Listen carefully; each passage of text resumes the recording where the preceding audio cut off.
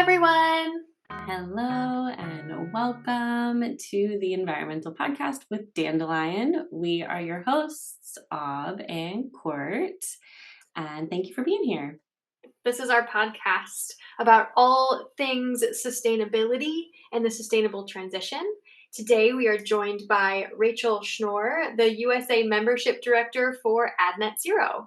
Thank you so much for being on the show today, Rachel. We really appreciate it. Tell us a little bit about who you are and what you do and how you kind of found yourself in this role.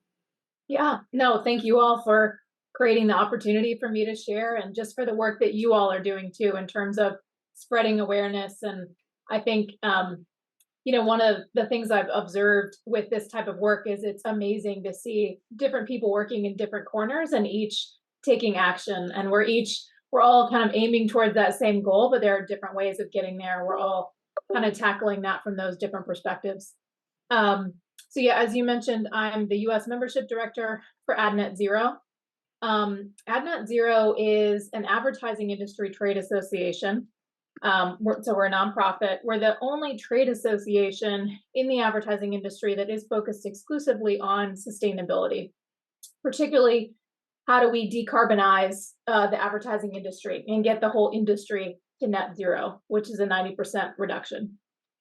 We serve as a coalition. We desire to bring everyone to the table to create solutions. So other trade organizations, large advertisers, agencies, other ad partners, whether they're in ad tech production, event production, if we get enough scale, then we can get everyone agreeing on these solutions, and that can become the way forward.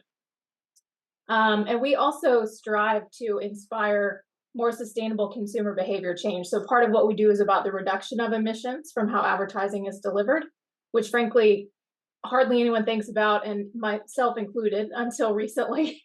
And then, the huge impact is also advertising is in the business of changing hearts and minds and driving consumer behavior. And so that is the real impact, along with having our own house in order. So I, very kind of unexpectedly navigated my way to this type of role. My background is in digital media on the agency side. So some of the early days of search marketing in the 2000s. And then over time, I gotten involved with building grassroots diversity efforts. And so before this, I was helping to really stand up and operationalize the DEI program at Dentsu Americas. And I worked a bit with our sustainability and social impact team there. So that's what started to get this more on my radar, and especially, the intersection of sustainability and advertising, and the fact that there are things that we can do within advertising, not just, are we lowering our footprint in terms of our real estate? Are we recycling? Are we being mindful about travel? But there's also things you can do with the media you serve, with how you produce work. So for many things in life, it was an unexpected path that I'm so grateful for, and very grateful to do this kind of work. Absolutely. I mean, what an incredible platform to have all of these businesses so invested in, working towards these goals. That's so exciting. I'm so curious about kind of how are these businesses kind of collaborating? How is their community being built, I suppose? Yeah, it's a good question. So certainly, and one thing I'll mention up front too is, while we are the only advertising trade association focused exclusively on sustainability, we're not in any way trying to corner the market. We're not pretending that we're the only one who has sustainability efforts going on. What we hope to do is connect the dots. There are other trade associations who have sustainability task forces and are tackling things and going deep in a certain area. Our brands and agencies also have efforts. So again, we try to kind of be the connecting thread between those and a little bit of like the hub at the center of the wheel. So how people collaborate within the AdNet0 model, AdNet0 has 5 actions, which is our framework of how we tackle this work. And we also welcome anyone to, lift that as their own strategy if they don't have one. So first, action one is about how you're getting your own house in order, just those general business practices. Action two is about production, and there are many choices that can be made as you're producing creative work that will reduce the footprint of that. Whenever you see a TV ad, or certainly, all the entertainment we watch, there's a massive footprint behind how those things were produced. Oh yeah. Media itself, even digital media, this is usually the most surprising part to people, is because you think it's digital, it's in the cloud, it's invisible, you never think about the impacts there. Yeah. Paperless feels modern, but that can often be 50% or more of the whole impact from advertising. There's a ton of energy usage in all those servers and how the auctions work. Action four is about events and awards, and how, again, we embed sustainability into what work is being awarded, and how events are being done.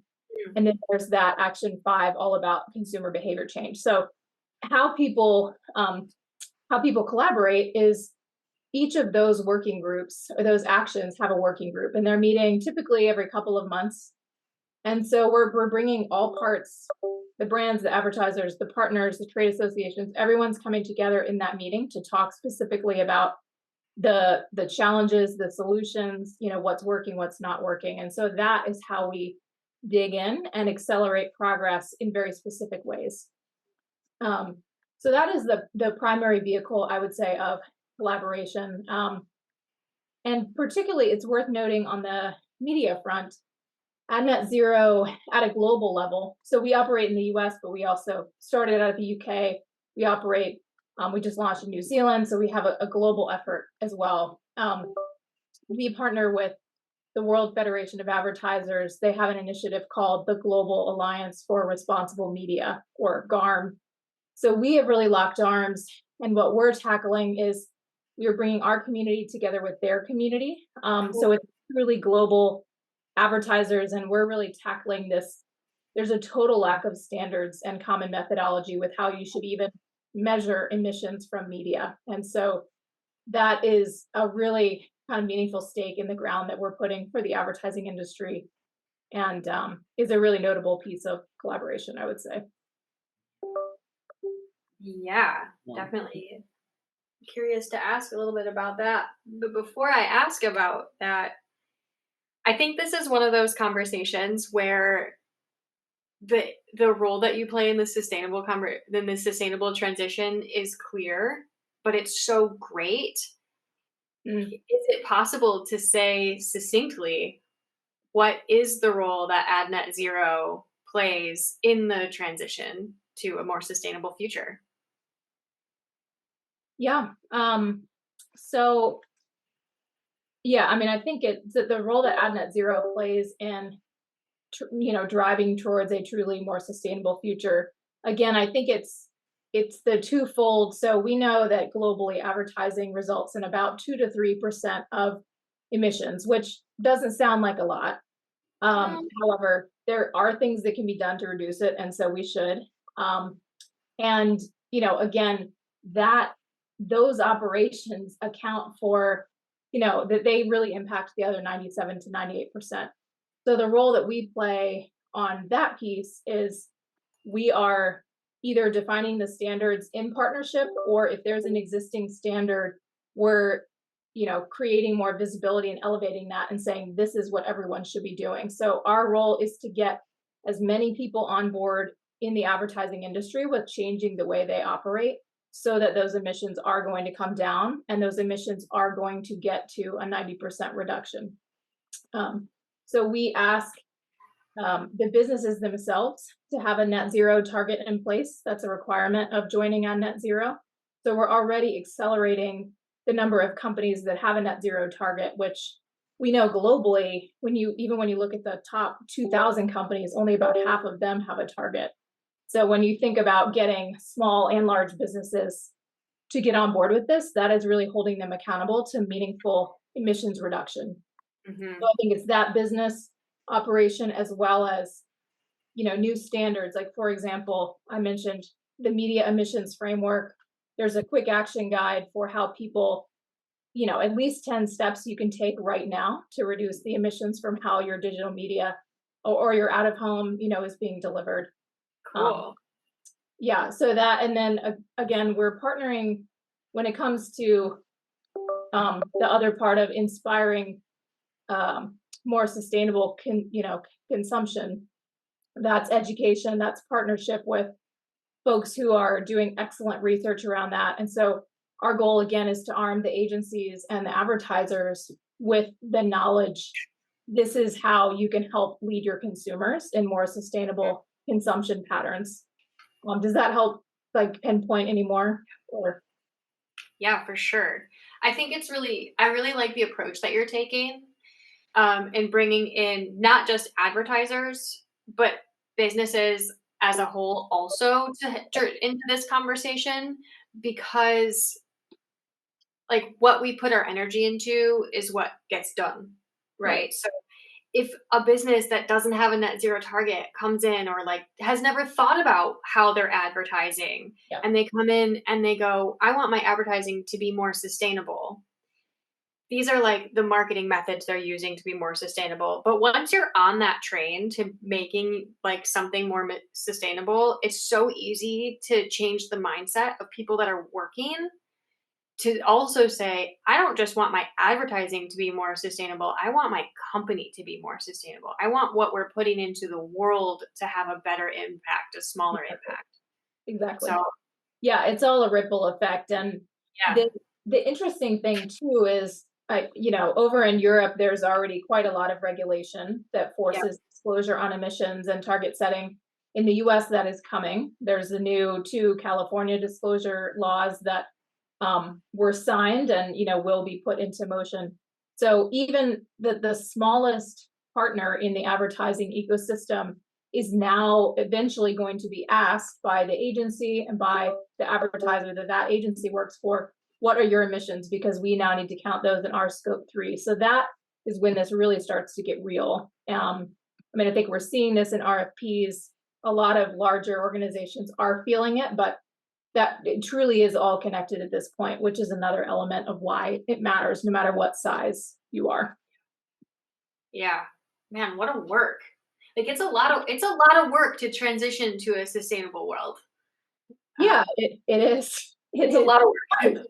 It's what happens when it goes unchecked for long enough and we don't realize, and now we have to really work hard to turn the ship. It's not Yeah. easy. And I think that's one of the challenges too, is it feels hard or people are skeptical or don't understand. So it just sort of, Yeah. And they it's delay action. confusing. Yeah, Honestly, right. it's confusing. And I think you made a really good point about measuring impact from media. So like we're a digital marketing agency. This is big for us. And we've really struggled to find an impact like calculator partner, Hmm. because it's confusing. Like most people Yeah, that do emissions data for a company expect you to have a physical product, but we don't, and that exactly. measurement is hard. How do you tell people or help people like kind of get around that or figure out what those measurements are? Yeah. Um, well, that it is hard, and particularly the media measurement, as you said. So, one some of that happens through our working groups. We have a number of sustainability consultants and measurement companies who are a part of net zero.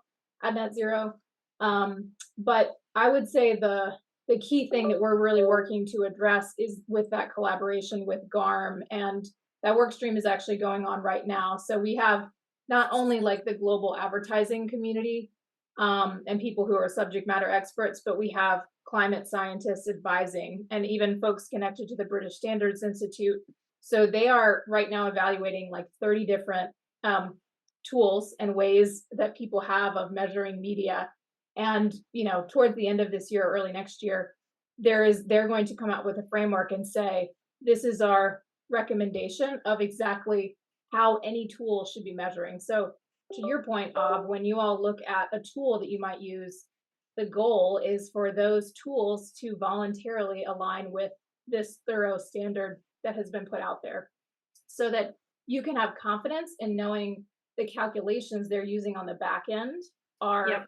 aligned with the calculations that others would be using. So that is probably the most tangible thing we're doing that we hope will leave a lasting stamp and really address that issue.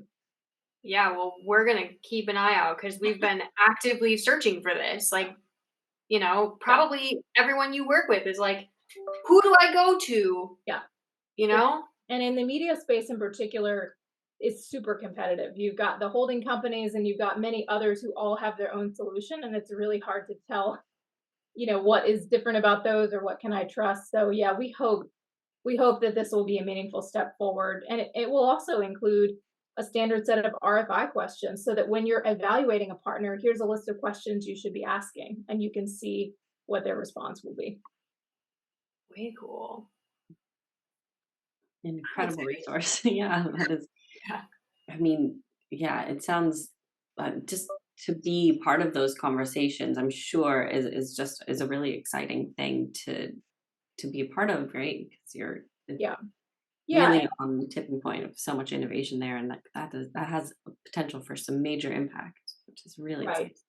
Yeah, and just to know that it's not only like, for example, for you all as an agency, but what we hear from the brands is they're trying to get, their sustainability and ESG teams to pay more attention to the emissions that come from advertising. But those teams are saying, well, I don't know if I can trust this data. I can't confidently put this in my ESG reporting. So it also, I think it it's good to know that we're kind of addressing the key hole that exists, and we really hope that that will be helpful to all the parties involved. And we're super grateful for GARM's involvement and collaboration, and they're really leading the charge super well on this.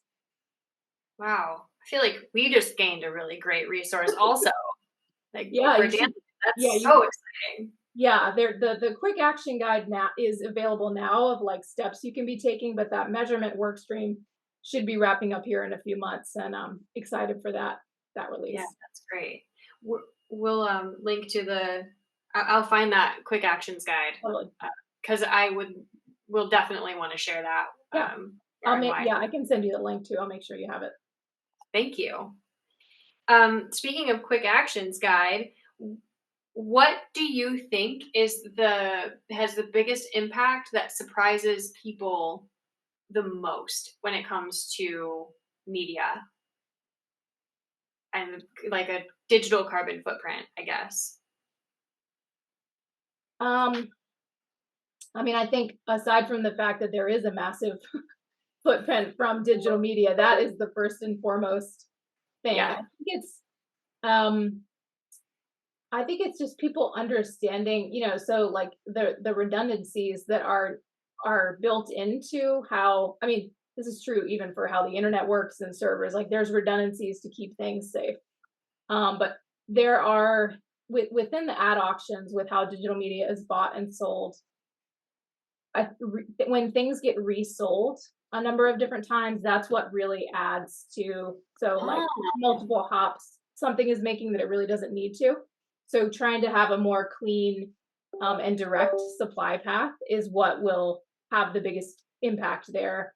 And I mean, supply path optimization is something you might be hearing people talk more about. And so thankfully, there are a number of ad tech partners that are now baking that into the way they do business, and they're trying to eliminate those multi-hop resellers. The other thing too that people might not think of is just like the file format. So obviously there are, certain things that are a lot heavier on bandwidth, like, a video ad versus a static ad. But one really interesting thing is even how the content is loaded onto the page. So getting pretty technical, but you can, preload everything on the page, or there is some technology that allows you to just, as someone is scrolling the page, it will only send pixels over as they're needed. And every single case study I've seen from that is a big reduction in emissions, but also a huge improvement in engagement because they're still able to play a really interactive file format, but just the way they're transferring the data eliminates unnecessary drain on like loading everything on the page first. So like a lazy load. Yeah, it's like streaming the content versus like a full load ahead of time. Yeah. And Interesting. happy to pass you all. There's a link of some interesting case studies around that too. I'm happy to share that. I've been actually wondering about that because we build websites, and so sometimes you can choose they use the term lazy load, you see. Yeah, exactly. And I've been wondering, like, does this actually help? Because sometimes you see that streaming it has a bigger footprint, or like, Right. Totally. that information isn't clear, but Yeah. that is fascinating. Yeah, when you first hear that word, you think streaming must feel heavier. But yeah, and I think that's addressed in the GARM guide as well. That's one of the recommendations. But yeah, I'll Cool. pop those things over to you all. Thank you. Thank you. Yeah.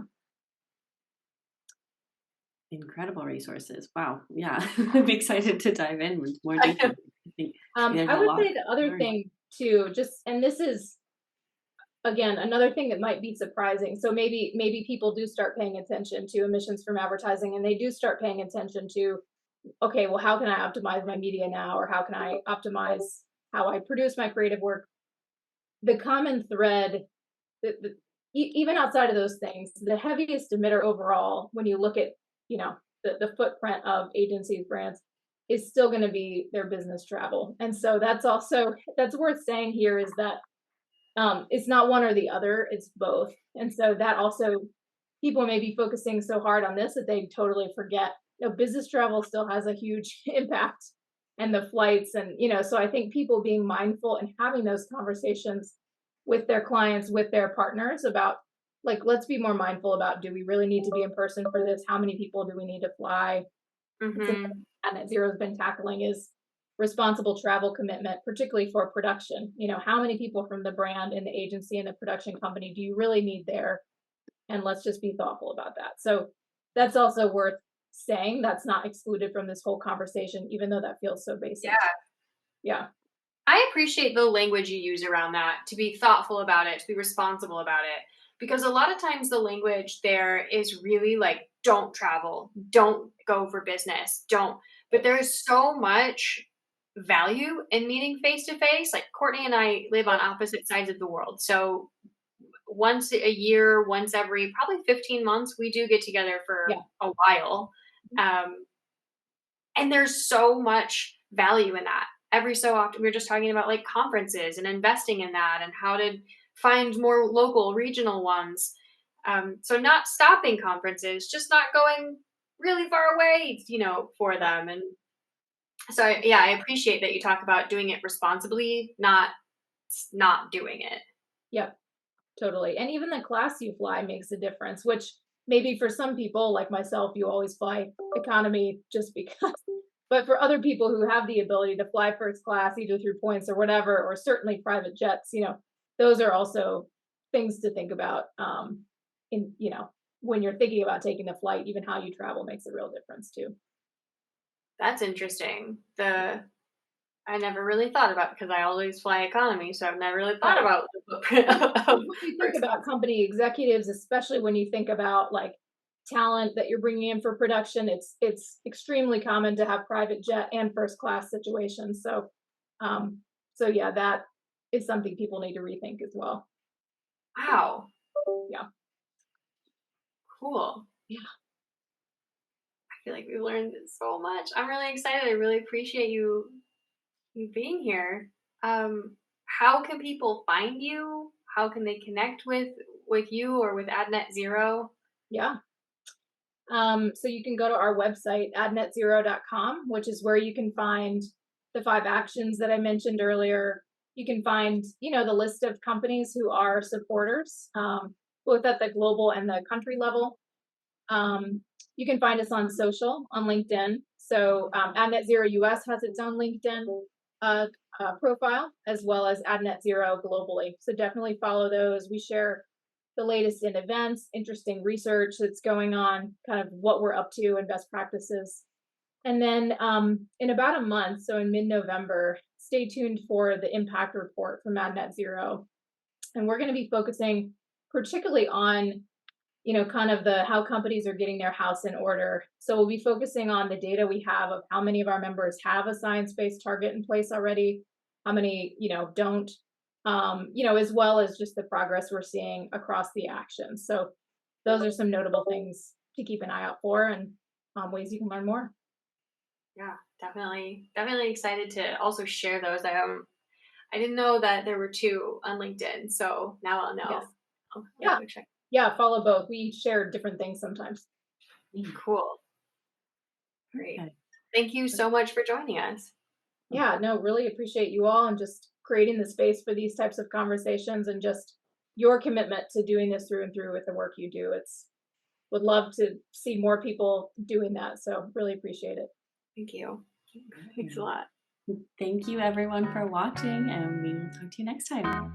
See you next time.